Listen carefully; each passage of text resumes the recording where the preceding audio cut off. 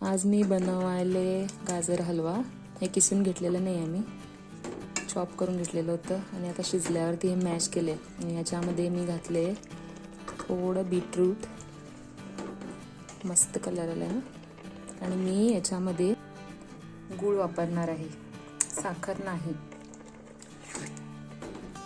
बघा, तुम्ही पण ट्राय करा.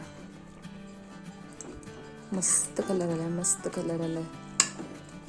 आणि याच्यामध्ये थोडं नाही, जरा जास्तच दूध घातलेलं होतं मी. आता आणखी थोडं आटू दे, मग याच्यामध्ये मी गूळ घालेन, परत शिजवेन.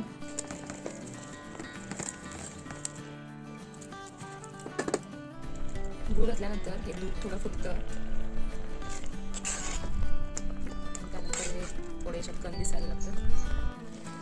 मला माहीत नाही व्हिडिओमध्ये हा कसा दिसत असणार, नंतर कसा दिसेल, पण समोर तर इतका छान कलर आला नाही ना गुळामुळे. आणि हलवा बनून तयार आहे.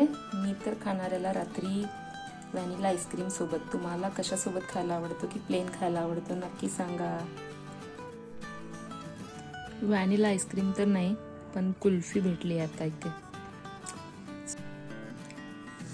हा गुळाचा हलवा इज OMG, एक नंबर. मागच्या वर्षी सुद्धा बनवले होते मी, पण तो असा बनला नव्हता.